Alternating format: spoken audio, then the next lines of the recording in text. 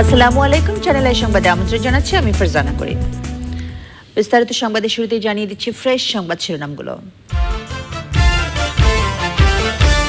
উন্নয়নের জন্য যোগ্য নেতৃত্বের বিকল্প নেই বললেন রাষ্ট্রপতি। প্রথমবারের মতো ইসির ভোটার দিবস উদযাপন। উত্তর সিটি মেয়র পদে আতিকুল ইসলামকে চূড়ান্তভাবে বিজয়ী ঘোষণা। ভোটার উপস্থিতি নিয়ে সিইসির সন্তোষ।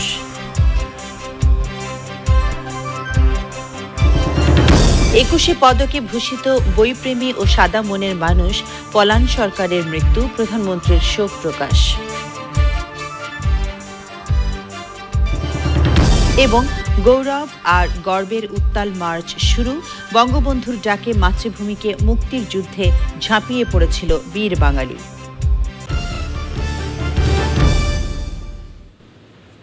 সংবাদ শিরোনামগুলো জানাচ্ছিলাম। এখনকার এই সংবাদ আয়োজন একই সঙ্গে চ্যানেল আই অনলাইনের লাইভ টিভি এবং চ্যানেল আই অনলাইনের ভেরিফাইড ফেসবুক পেজেও সরাসরি প্রচার হচ্ছে। চলে যাচ্ছে এখন বিস্তারিত আয়োজনগুলোতে।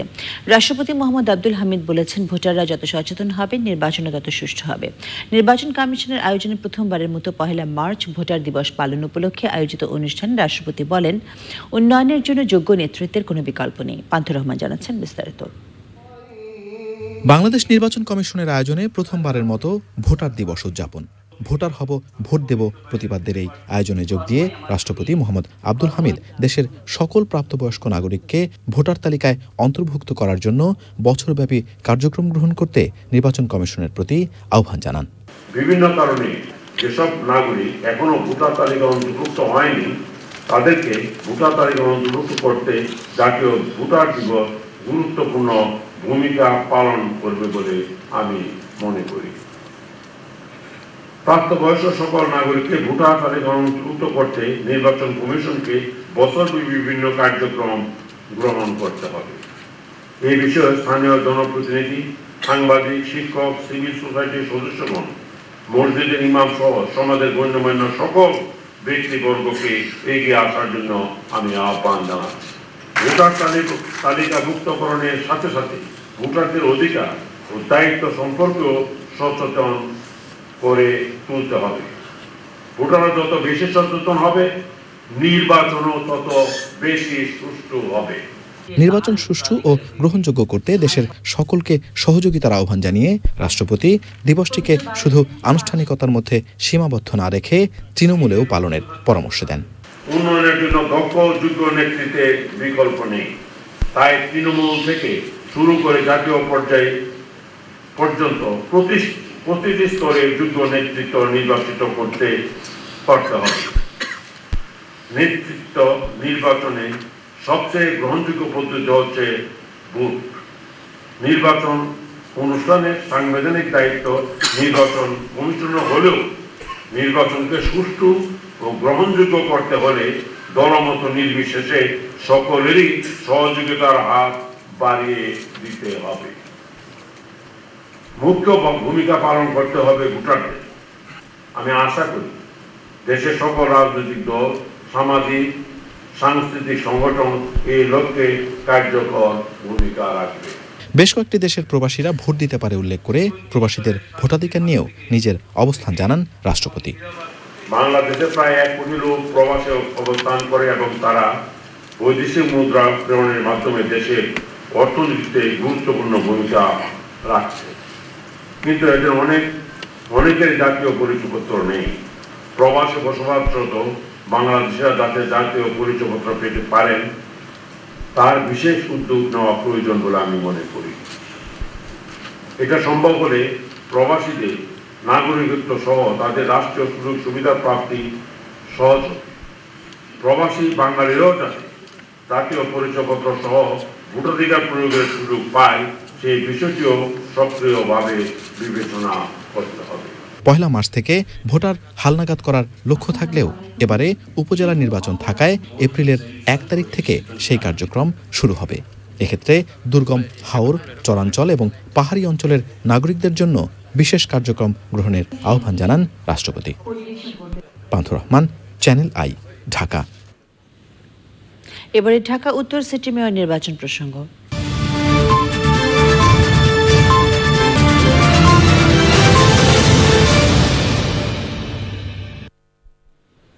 ঢাকা উত্তর সিটি কর্পোরেশনের নতুন মেয়র হিসেবে আওয়ামী লীগের প্রার্থী আতিকুল ইসলামকে চূড়ান্তভাবে নির্বাচিত ঘোষণা করেছে নির্বাচন কমিশন। প্রায় 7,87,000 ভোটের বড় ব্যবধানে হেরেছে নিকটতম প্রতিদ্বন্দ্বী জাতীয় পার্টির শাফিন আহমেদ। এনামুল কবির রূপামের রিপোর্ট।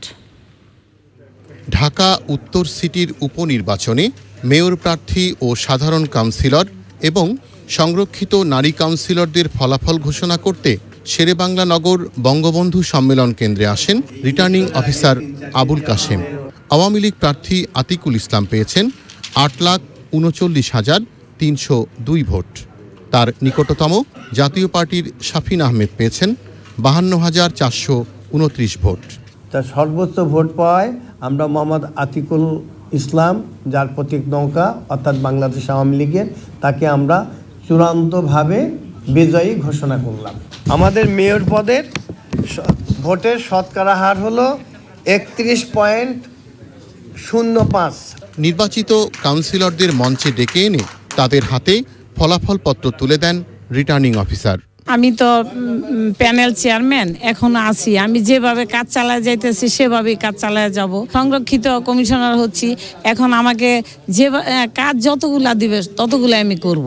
জনগণের সেবা দিব এবং জলাবদ্ধতা, সুয়ারেজ লাইন, রাস্তাঘাট, মাদক বিরোধী, মাদককে আমি নির্মূল করবো ইনশাল্লাহ। অভিযোগ নিয়ে আসা কাউন্সিলর প্রার্থীদের অভিযোগ গ্রহণ করেননি রিটার্নিং অফিসার। আমাকে তো একটা জিনিস সুযোগ দিতে হবে, বলার অধিকার। না আমি লিখে নিয়ে আসতে এবং ফলাফল আমার হাতে নিয়ে আসছি সব কেন্দ্রে, আমাকে সিগনেচার করা। 49-এ তো আমার লোককে হুমকি ধুমকি দেওয়া হয়েছে এবং কেন্দ্র থেকে বের করে দিয়ে সিল মারা হয়েছে। 51 নম্বর ওয়ার্ডে পাশ করেছি, 50-এ আমি পাশ করেছি, 49-এ একটা মাত্র কেন্দ্রে কিভাবে 2300 ভোট বেশি পায়। উত্তরের মোট 1,295 ভোট কেন্দ্রে ভোটার ছিল প্রায় 29 লাখ। Enamul Kabir Rupam, channel I, Dhaka. ঢাকা উত্তর সিটি কর্পোরেশনের মেয়র পদে উপনির্বাচন সহ উত্তর ও দক্ষিণ সিটির নতুন সংযোজিত ওয়ার্ড কাউন্সিলর নির্বাচনে ভোটার উপস্থিতি নিয়ে সন্তুষ্টি প্রকাশ করেছেন প্রধান নির্বাচন কমিশনার KM নুরুল হুদা। সকালে জাতীয় সংসদ ভবনের সামনে জাতীয় ভোটার দিবস উপলক্ষে আয়োজিত র্যালির উদ্বোধন করার সময় তিনি একথা বলেন। নির্বাচনে ভোটারদের উপস্থিতি কম হওয়ার কারণ জানতে চাইলে সিইসি বলেন, ডিএনসিসিতে স্বল্প মেয়াদের জন্য উপনির্বাচন হওয়া, একটি বড় রাজনৈতিক দল বিএনপি নির্বাচনে অংশ না নেওয়া এবং নির্বাচনের দিন প্রচুর বৃষ্টি হওয়ায় নির্বাচনের পরিবেশ যা ছিল তা স্বাভাবিক, তাই ভোটার উপস্থিতি নিয়ে সন্তুষ্ট নির্বাচন কমিশন। সব প্রতিকূলতার মধ্য দিয়েও ভোটারদের অধিকার রক্ষায় নির্বাচন কমিশন কাজ করে যাচ্ছে বলেও জানান প্রধান নির্বাচন কমিশনার।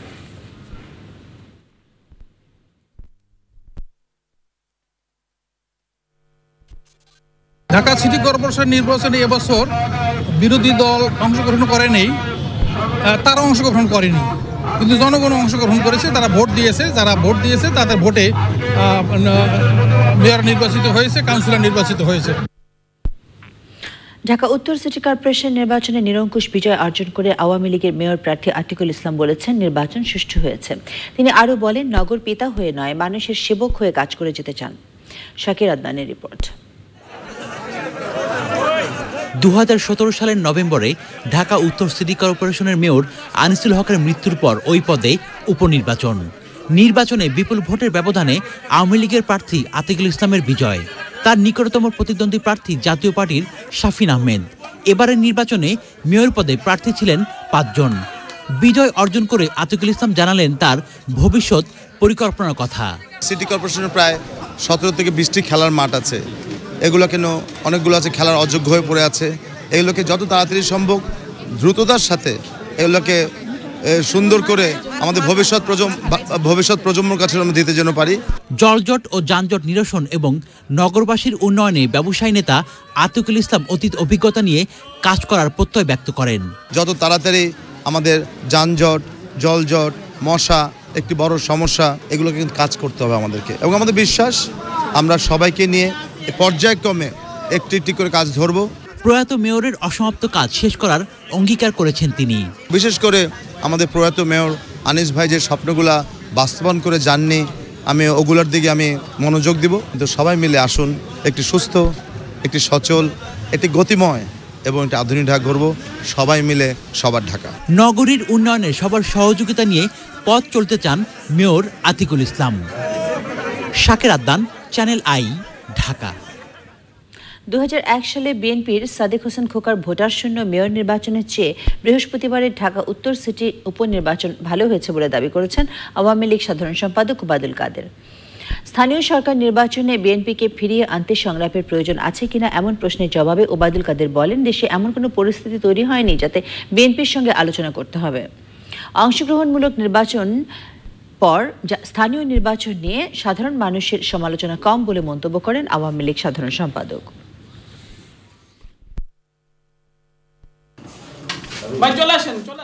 গণফোরামে দুজন নির্বাচিত সংসদ সদস্য, তারা তো প্রথম থেকে বলে আসছেন তারা শপথ নেবেন। যদি তারা শপথ নেয় আমরা স্বাগত জানাই, কারণ এটা তাদের নিজেদের জন্য ভালো। এটা তারা বিরোধী ভূমিকা পালন করলে গণতন্ত্রের জন্য ভালো। আমার সাথে সুলতান মনসুরের সাথে একবার যোগাযোগ হয়েছিল, কথা হয়েছিল। সুলতান মনসুর আমাকে বলেছিলেন যে তিনি শপথ নেবেন। 21 পদকে ভূষিত বইপ্রেমী এবং সাদা মনের মানুষ হিসেবে পরিচিত পলান সরকার মৃত্যুবরণ করেছেন। ইন্না লিল্লাহি ওয়া ইন্না ইলাইহি রাজিউন। দুপুরে নিজ বাড়িতে শেষ নিঃশ্বাস ত্যাগ করেন তিনি। বার্ধক্যজনিত নানান রোগে ভুগছিলেন পলান সরকার। তার মৃত্যুতে প্রধানমন্ত্রী শেখ হাসিনা শোক জানিয়েছেন। আবু সালেহ মোহাম্মদ ফাত্তার পাঠানো তথ্য এবং ভিডিও চিত্র নিয়ে রাজীব আহমেদের রিপোর্টে বিস্তারিত।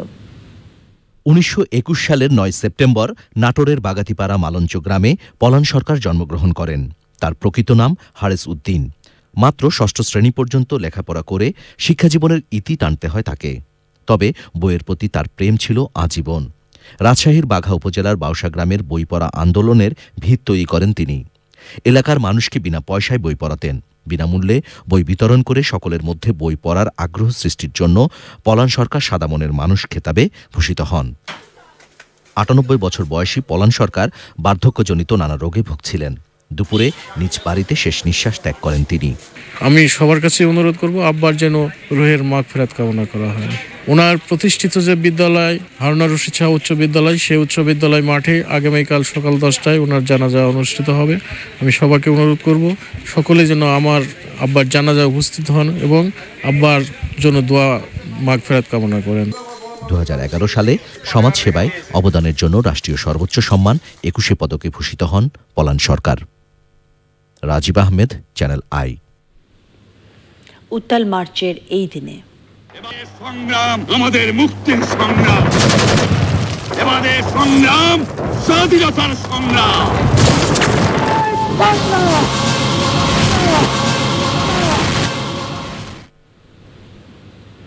গৌরব আর গর্বের রক্তস্নাত মাস মার্চ। মুক্তিকামী বাঙালির স্বাধীনতা ঘোষিত হয়েছিল এই মাসেই। বঙ্গবন্ধুর ডাকে মানুষ ঝাঁপিয়ে পড়েছিল মাতৃভূমিকে মুক্তির যুদ্ধে। 71-এর উত্তাল সেই মার্চের প্রথম দিনের বিস্তারিত ওবায়দুর রশিদের রিপোর্টে। অনেক লড়াই সংগ্রামের পর 70-এর নির্বাচন। নিরঙ্কুশ বিজয়ের পরও বঙ্গবন্ধু শেখ মুজিবুর রহমানের কাছে তখনও ক্ষমতা হস্তান্তর করেনি পাকিস্তানের সামরিক জান্তা। 71-এর 3রা মার্চ জাতীয় পরিষদের অধিবেশন বসার কথা ছিল, কিন্তু মার্চের প্রথম দিন দুপুর 1টায় হঠাৎই বেতার ভাষণে ইয়াহিয়া খান অধিবেশন স্থগিত করে দেন। প্রতিবাদে গর্জে ওঠে পুরো জাতি। স্থগিত হবার সাথে সাথে দাবানলের মতো আগুন জ্বলে ওঠে। ঢাকার রাজপথে মানুষ নেমে আসে। পল্টনে লক্ষ লক্ষ লোক জমায়েত হয় এবং বঙ্গবন্ধু সাংবাদিকদের প্রশ্নের জবাবে সেদিন বলেছিলেন যে আপনি কি আজকেই স্বাধীনতা ঘোষণা দিবেন? বঙ্গবন্ধু উত্তর দিয়েছে নট ইয়েট। তারপরে মানুষ হোটেল পূর্বাণীর চতুর্দিকে বঙ্গবন্ধুর কথা শুনতে চায়। আমাদেরকে বলেছিলেন তোমরা পল্টনে যাও। স্লোগান তুললাম, বীর বাঙালি অস্ত্র ধরো, বাংলাদেশ স্বাধীন করো, ভুট্টোর মুখে লাথি মারো, বাংলাদেশ স্বাধীন করো, পাঞ্জাব না বাংলা, পিন্ডি না ঢাকা, আমার নেতা তোমার নেতা, শেখ মুজিব শেখ মুজিব। এবং আমরা সেদিন পাকিস্তানের পতাকা পুড়িয়ে দিলাম এবং এই স্বাধীন বাংলার পতাকা আমরা হাতে নিলাম। ইয়াহিয়া খানের ভাষণের আগেই হোটেল পূর্বাণীতে জরুরি বৈঠকে বসেছিলেন আওয়ামী লীগের গণপরিষদ সদস্যরা। অধিবেশন স্থগিত হয়ে গেলে ওই বৈঠকে সিদ্ধান্ত হয় 2রা মার্চ ঢাকায়, 3রা মার্চ সারা দেশে হরতাল, আর 7ই মার্চ রেসকোর্স ময়দানে জনসভা। সংবাদ সম্মেলনে বঙ্গবন্ধু জানান রেসকোর্স ময়দানেই দেওয়া হবে পূর্ণাঙ্গ কর্মসূচি। ওই দিনেই বঙ্গবন্ধু আমাদের যারা ছাত্রলীগের প্রেসিডেন্ট, সেক্রেটারি, ডাকসুর ভিপিজিএস, আমাদের দলীয় যেমন নুরুল আলম সিদ্দিকী, শাহজাহান সিরাজ, আসামা আব্দুর রব, আব্দুল কুদ্দুস মাখন, তাদেরকে নির্দেশ দিলেন স্বাধীন বাংলার সংগ্রাম পরিষদ গঠন করার জন্য। ওই দিনই স্বাধীন বাংলার সংগ্রাম পরিষদ গঠিত হলো। সুতরাং আমাদের মুক্তিযুদ্ধ শুরু হয়েছে 1 মার্চ থেকে, এবং সেদিনই সারা বাংলাদেশের মানুষ রাজপথে নেমে এসেছিল, এবং বঙ্গবন্ধু ধীর স্থিরভাবে তার পরবর্তী কর্মসূচিগুলি তিনি ঠিক করেছেন। মার্চ মাসের রক্তিম সূর্যের উদয় হয়েছিল একটি নতুন দেশের বারতা নিয়ে। ৩০ লাখ শহীদের রক্তের বিনিময়ে আসে সেই স্বাধীনতা। Obaidul Rashid, channel I, Dhaka. শুরু হয়েছে দুদিনব্যাপী জাতীয় গণিত উৎসব ও ১৭তম বাংলাদেশ গণিত অলিম্পিয়াড। দেশের ১২টি শহরের আঞ্চলিকভাবে বিজয়ী প্রায় ১৪০০ ক্ষুদে গণিতবিদ অংশ নেয় এই প্রতিযোগিতায়। এর মাধ্যমে একদিকে যেমন শিক্ষার্থীদের গণিত ভীতি কমবে, অন্যদিকে বিজ্ঞান শিক্ষায় আগ্রহী হয়ে উঠবে শিক্ষার্থীরা, এমনটাই প্রত্যাশা আয়োজকদের। আক্তার হোসেনের রিপোর্ট। প্রায় ১৪০০ ক্ষুদে গণিতবিদের পদচারণায় মুখর হয়েছিল রাজধানীর মোহাম্মদপুরের সেন্ট জোসেফ হায়ার সেকেন্ডারি স্কুলের আঙিনা। এরা সবাই ১৭তম বাংলাদেশ গণিত অলিম্পিয়াডের প্রতিযোগী। এর আগে তারা জেলা ও আঞ্চলিক পর্যায়ে বিজয়ী হয়েছিল। প্রতিযোগিতায় অংশ নিয়ে গণিত নিয়ে তাদের ভাবনার কথা জানান ক্ষুদে গণিতবিদেরা। ম্যাথ অলিম্পিয়াডে আমি এইবারই প্রথম দিচ্ছি, এবং প্রথমবার দিয়েই আমি জেলা পর্যায়ে, আঞ্চলিক পর্যায়ে এবং এবার ন্যাশনালে। একটা উৎসব, তার জন্য আমি এখানে ঢাকাতে মজা করতেই মূলত এসেছি, আর তার সাথে গণিত তো আছে। এই জাতীয় পর্যায়ে সবার খুব ভালো প্রত্যাশা। আর আজকে আমি আসছি অনেক প্রত্যাশা নিয়ে বরিশাল থেকে, যে আমি এখানে ফার্স্ট হয়ে যাব। যখন গণিত সোজা হয় তখন তো সেটা অনেক ভালো লাগে গণিত করতে। গণিত আমার প্রিয় সাবজেক্ট, এখন আমি বড় হয়ে গণিতবিদ হতে চাই। বেলুন উড়িয়ে প্রতিযোগিতার উদ্বোধন করেন বিশিষ্টজনেরা। বিশ্বের বৃহত্তম এই আয়োজন নিয়ে নিজেদের অনুভূতি ব্যক্ত করেন তারা। বলেন, বিজ্ঞান ও গণিত নিয়ে শিক্ষার্থীদের মাঝে ভীতি দূর হয়েছে। বাংলাদেশের শিক্ষার্থীরা পাল্লা দিয়ে নিজেদের মেধা ও যোগ্যতার প্রমাণ দিচ্ছে বিশ্বে। গণিতে যারা ভালো তারা বড় হয় কি হয়? তারা বড় হয় অনেক কিছু হতে পারে। আমাদের বাংলাদেশের ক্ষুদে গণিতবিদরা ডক্টর জামিল রোজা চৌধুরীর স্বপ্ন পূরণ করেছে, আমাদের অলিম্পিক কমিটির সদস্যদের স্বপ্ন পূরণ করেছে। আমাদের প্রচেষ্টা হলো গণিতের ভিত্তি শক্ত করা, এর মধ্যে আমরা সফল হয়েছি। স্কুল পর্যায়ে যে গণিতের ভিত্তি ছিল সেটা দূর করেছি বাংলাদেশ সহ। গণিত উৎসবের আমি শুভ উদ্বোধন ঘোষণা করছি। প্রাথমিক, মাধ্যমিক ও উচ্চ মাধ্যমিকের মোট 4টি ক্যাটাগরিতে এবার মোট 85 জনকে বিজয়ী করা হবে, যাদের মধ্য থেকে পরবর্তীতে সেরা 6 জন যাবে আগামী জুলাইয়ে লন্ডনে অনুষ্ঠিতব্য আন্তর্জাতিক গণিত অলিম্পিয়াডে। Akhtar Hossain, channel I, Dhaka. চতুর্থ ধাপে অনুষ্ঠিত হতে যাওয়া উপজেলা নির্বাচনে আওয়ামী লীগের প্রার্থী চূড়ান্ত করতে বৈঠকে বসেছে দলের স্থানীয় সরকার নির্বাচনের মনোনয়ন বোর্ড। প্রধানমন্ত্রী শেখ হাসিনার সরকারি বাসভবন গণভবনে বৈঠকে সভাপতিত্ব করেন প্রধানমন্ত্রী শেখ হাসিনা। বৈঠকে মনোনয়ন বোর্ডের অন্যান্য সদস্যরা উপস্থিত ছিলেন।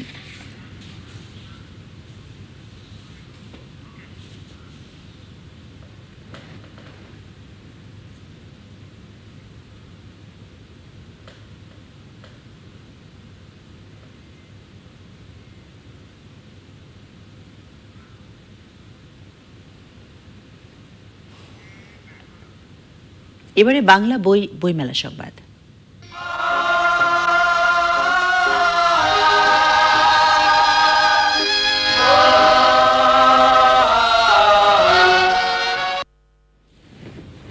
দুদিন বাড়ানোর অমর 21শে বইমেলার প্রথম দিন আজ।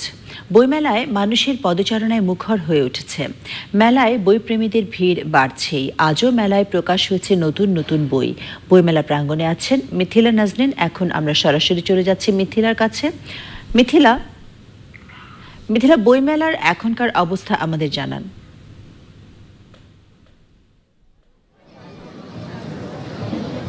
ফারজানা, বইমেলা মানুষের পদচারণে মুখরিত হয়েছে। গতকাল বইমেলা শেষ হওয়ার কথা থাকলেও আজকে সময় বাড়ানোর ফলে এই বাড়তি সময়টা সবাই উপভোগ করছে এবং এটাকে সবাই একটা বাড়তি পাওনা হিসেবে দেখছেন।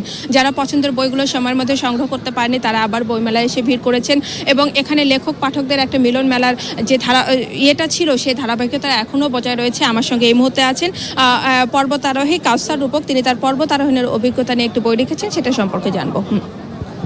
হ্যাঁ, আমার যে বইটা, এটার নাম হচ্ছে স্বপ্ন যখন বরফ রাজ্য। এটা অন্নপূর্ণা পরিক্রমা থ্রংলা পাসকে নিয়ে লেখা। এটা 2017 সালে আমি এই উচ্চতায় গিয়েছিলাম, যার উচ্চতা ছিল 5416 মিটার। এই উচ্চতায় যাওয়ার পরে আমি ট্রেকিং সম্বন্ধে একটা বিভিন্ন অভিজ্ঞতা পেয়েছি এবং ট্রেকিংটা এত চমৎকার ছিল, সেই অভিজ্ঞতা নিয়ে আমি আমার মূলত এই বইটা লিখেছি। বইটা মেলাতে বেশ পাঠক জনপ্রিয়তা পেয়েছে। আমার বিশ্বাস বাংলাদেশের থেকে যত পর্বতারোহী যায়, নেপালে যাবে অথবা অন্য কোনো পর্বতারোহণ বা ভ্রমণ করবে, তাদের জন্য এই বইটা খুব কাজে লাগবে। অনেক অনেক ধন্যবাদ আমাদের সঙ্গে যোগ দেওয়ার জন্য। ফারজান, আমি আরেকটু তথ্য জানাতে চাই। এই 1996 সালের পর এই প্রথমবার বইমেলার মেয়াদ বাড়ানো হলো। 1996 সালে 6 দিন বাড়ানো হয়েছিল, এবার বাড়ানো হয়েছে 2 দিন। এবং বেলায় আমার অনেকের সঙ্গে কথা হয়েছে, যেমন যারা পরীক্ষার্থী আছে, এসএসসি পরীক্ষার্থী, তারা বলছে যে তাদের পরীক্ষা শেষ হয়েছে 27 তারিখে। তো তাদের সঙ্গে এই পরীক্ষা শেষের আনন্দের সাথে এই 2 দিন বইমেলা যোগ হওয়ার কারণে এটা তাদের কাছে একটা বাড়তি পাওনা মনে হচ্ছে। অন্যদিকে যারা বিক্রেতা আছেন, প্রকাশক আছেন, তারা এই সময় আরও বেশি বেচা বিক্রি করতে পারবেন। এটাকেও তারা খুব ইতিবাচক হিসেবে দেখছেন।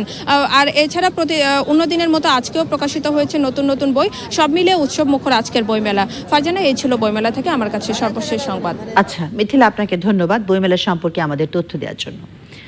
এবারে আমরা চলে যাচ্ছি সামিট আন্তর্জাতিক প্রসঙ্গে।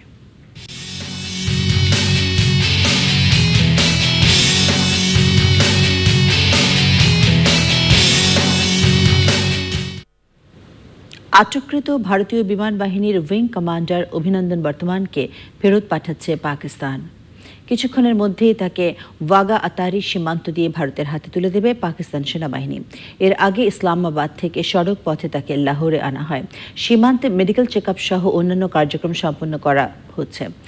এরপর ভারতীয়দের পক্ষ থেকে তাকে বীরোচিত সংবর্ধনা দেওয়া হবে। সকাল থেকেই সেখানে উপস্থিত আছেন অভিনন্দনের বাবা, অবসরপ্রাপ্ত কর্মকর্তা এয়ার মার্শাল এস বর্তমান এবং মা শোভা বর্তমান।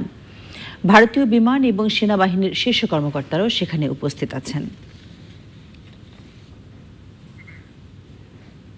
নিটল টাটা বিশেষ সংবাদ। এবার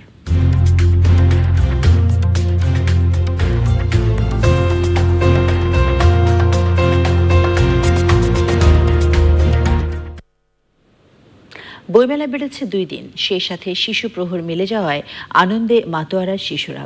বেচা বিক্রি নিয়েও আশাবাদী শিশু চত্বরের দোকানিরা। বিস্তারিত মিথিলা নাজরিনের রিপোর্টে। 1996 সালের পর এই প্রথম বইমেলার সময় বাড়ানো হয়েছে।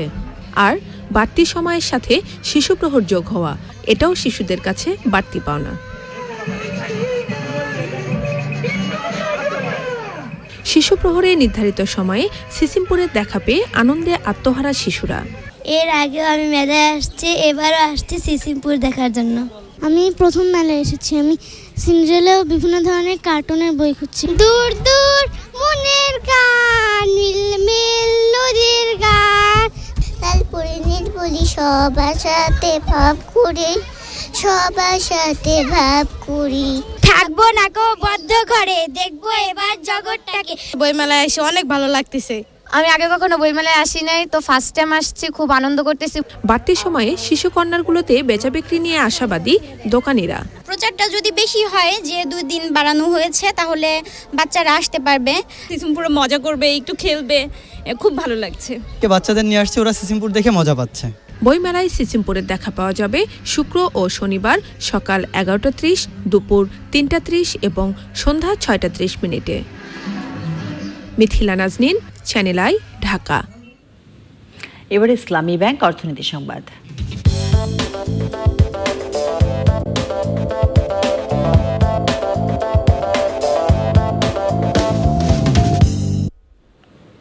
তৈরি পোশাক রপ্তানির মাধ্যমে শুল্কমুক্ত তুলা, সুতা এবং কাপড় আমদানি করে স্থানীয় বাজারে বিক্রি করে দিচ্ছে এক শ্রেণীর অসাধু ব্যবসায়ী। এতে ক্ষতির মুখে পড়ছে দেশীয় বস্ত্র খাত। এমনকি প্রকৃত ঘোষণার সঙ্গে আমদানি পণ্য মিলছে না। এই সমস্যার সমাধানে স্বয়ংক্রিয় স্ক্যানিং পদ্ধতি চালুর বিকল্প নেই বলেছেন অর্থনীতিবিদরা। শাকির আদনানের রিপোর্ট। শুল্কমুক্ত সুবিধার আওতায় তুলা, সুতা ও কাপড় আমদানি করে পোশাক তৈরির পর বিদেশে রপ্তানি করার কথা, কিন্তু এক শ্রেণীর অসাধু ব্যবসায়ী পোশাক তৈরি করে তা রপ্তানি না করে স্থানীয় বাজারেই কম দামে বিক্রি করছে। এতে ক্ষতিগ্রস্ত হচ্ছে দেশীয় শিল্প। ব্যবসায়ীদের অভিযোগ, পণ্য আমদানি ঘোষণার কাগজপত্র ঠিকমতো পরীক্ষা করা হচ্ছে না। বাংলাদেশের বর্তমানে টেক্সটাইলের যে অবস্থাটা সেটা হলো কি মিসডিক্লারেশন, বন্ডেড লিকেজ, এবং আমাদের ল্যান্ড পোর্টগুলি দিয়ে যেভাবে অবাধে মাল ঢুকে আমাদের যে শিল্পগুলিকে, প্রায় শিল্প বন্ধের পথে, অনেক টেক্সটাইল বন্ধ, অনেক ফ্যাক্টরি আছে যারা কোনো অপারেশনে নাই কিন্তু তার বন্ড লাইসেন্সগুলি ব্যবহৃত হচ্ছে। আমি মনে করি কাস্টম কর্তৃপক্ষকে তা তুলিয়ে দেখা উচিত, সরকারকে এবং এনভিআরকে। এই ফ্যাক্টরি অপারেশনে নাই, সে বন্ডে যদি মাল এলসি করে আনে, তার উদ্দেশ্য তার অসৎ উদ্দেশ্য। আমার ফ্যাক্টরি বন্ধ, আমি বন্ড দিয়ে আমদানি করছি, এই জিনিসটা কিন্তু বন্ধ করতে হবে। অর্থনীতিবিদরা বলছেন 80-র দশক থেকেই এমন অভিযোগ পাওয়া যাচ্ছে। আমদানি করা পণ্য পরীক্ষায় অটোমেশন ব্যবস্থা চালুর পরামর্শ তাদের। যদি এটা অটোমেটিক চেকস অ্যান্ড ব্যালেন্স থাকতো, যে কি পরিমাণ সুতো বা কাপড় এসছে এবং কি পরিমাণ গার্মেন্টস আমরা রপ্তানি করেছি সেই কাপড় এবং তুলোর এগেনস্টে সেটাকে অফসেট করে দেওয়া যেত, তাহলে প্রত্যেকেই অ্যাকাউন্টেবিলিটি থাকতো, অর্থাৎ তাকে করসপন্ডিং রপ্তানি দেখাতে হতো। বস্ত্র খাতের উন্নয়নে সরকার আরও উদ্যোগী ভূমিকা পালন করবে এমন প্রত্যাশা ব্যবসায়ীদের। শাকের আদনান, চ্যানেল আই, ঢাকা। এবারে A1 সাউন্ডলেস ওয়াটার পাম্প কৃষি সংবাদ।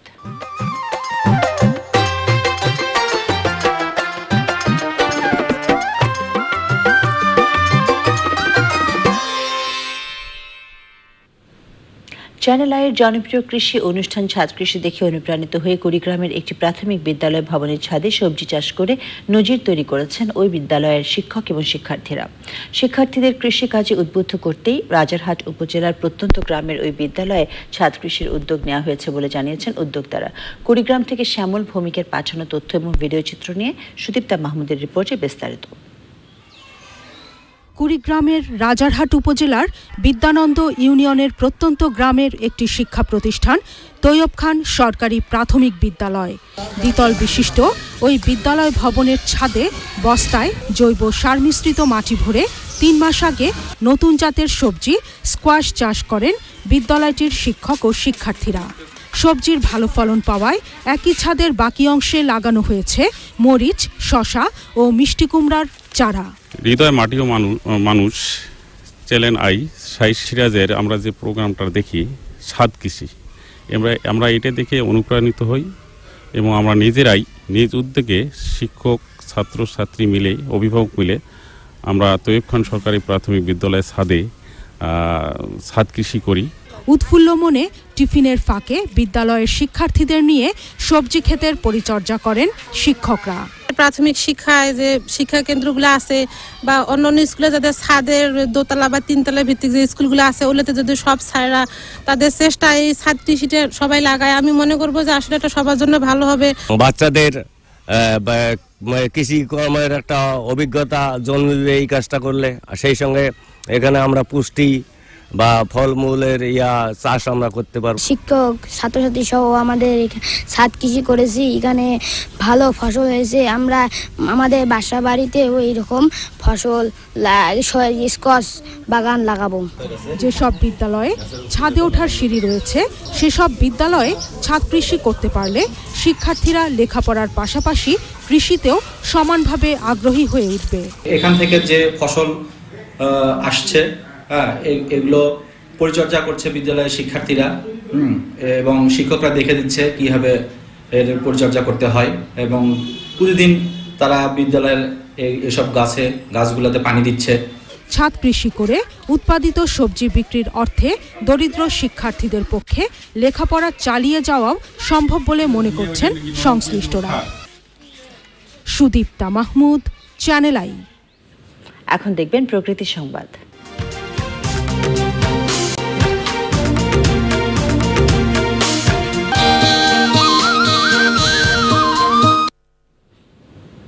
জাতীয় উদ্ভিদ উদ্যান বোটানিক্যাল গার্ডেনে ফুটেছে দুর্লভ বসন্তের ফুল টেবিবুইয়া বা বাসন্তিকা। খুবই কম সময়ের জন্য ফোটা এই হলদে ফুলে ছেয়ে গেছে পুরো গাছ। গাঢ় হলুদে পুরো উদ্যানের পরিবেশকে আগুন রঙে রাঙিয়ে তুলেছে। দর্শনার্থীরাও বিমোহিত বাসন্তিকার এমন রূপ দেখে। আক্তার হোসেনের রিপোর্ট। বৈজ্ঞানিক নাম হ্যান্ড্রেন্থাস সার্রাটিফুলিয়া, ইংরেজিতে টেবুবুইয়া, যাকে বাংলায় ডাকা হয় বাসন্তিকা নামে। আদি নিবাস দক্ষিণ আমেরিকায় হলেও বাংলায় বসন্তের সময় ফোটে বলেই সম্ভবত এটিকে বাসন্তিকা ফুল নামেই ডাকা হয়। জাতীয় উদ্ভিদ উদ্যান বোটানিক্যাল গার্ডেনে ফুটেছে দুর্লভ এই ফুলটি। স্থায়িত্ব খুব কম সময়ের হলেও এরই মধ্যে গাঢ় হলুদ বর্ণে আগুন রঙে রাঙিয়ে তুলেছে পুরো প্রকৃতি।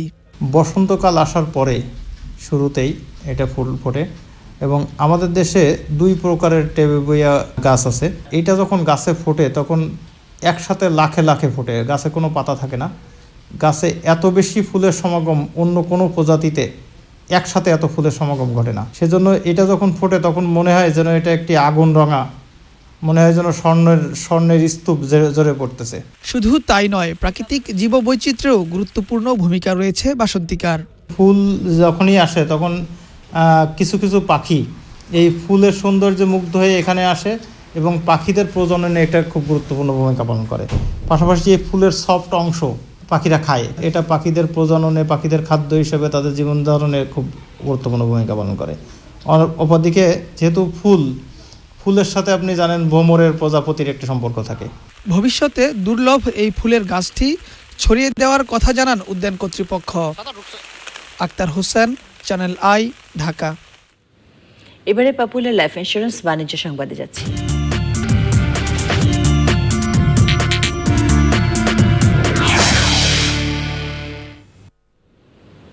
ইউরোপীয় ইউনিয়ন থেকে যুক্তরাজ্যের বের হয়ে যাওয়া নিয়ে ব্রিটিশ আইন প্রণেতারা এখনও স্পষ্ট কোনো সিদ্ধান্ত নিতে পারেননি। এর ফলে চলতি মাসে যুক্তরাজ্যের ব্যবসা আস্থা 7 বছরের সর্বনিম্নে নেমে এসেছে। একই সঙ্গে ভোক্তাদের মধ্যে অর্থনৈতিক পূর্বাভাস নিয়ে হতাশা বহাল রয়েছে। ব্রিটিশ বাণিজ্যিক ব্যাংক লয়েডসের এক প্রতিবেদনে দেখা গেছে ব্রিটিশ ব্যবসায় প্রতিষ্ঠানগুলোর আস্থা পরিমাপক একটি সূচকে তীব্র পতন দেখা গেছে। সামান্য কিছু কোম্পানি কার্যক্রম বৃদ্ধির প্রত্যাশা করছে। জার্মানির বৃহত্তম বাজার গবেষণা প্রতিষ্ঠান জিএফকের আস্থা সংক্রান্ত একটি প্রধান সূচক বলছে যুক্তরাজ্যের ব্যবসা আস্থা 2013 সালের পর সর্বনিম্নের কাছাকাছি রয়েছে। সামান্য কিছু কোম্পানি, তবে তাদের ধারণা আগামী 12 মাসের মধ্যে দেশটির সাধারণ অর্থনৈতিক পরিস্থিতি স্থিতিশীল হয়ে উঠবে, কিন্তু এই নিয়ে তেমন একটা আশাবাদী নয় প্রতিষ্ঠানটি। প্রিয় দর্শক, চ্যানেল আই সর্বশেষ সংবাদ জানতে যে কোনো মোবাইল অপারেটর থেকে ডায়াল করুন 22626 নম্বরে। এছাড়া যে কোনো সময় সব শেষ সংবাদ জানতে চ্যানেল আই অনলাইন.com লগ ইন করুন। এতক্ষণ আমাদের সঙ্গে থাকার জন্য ধন্যবাদ সবাইকে।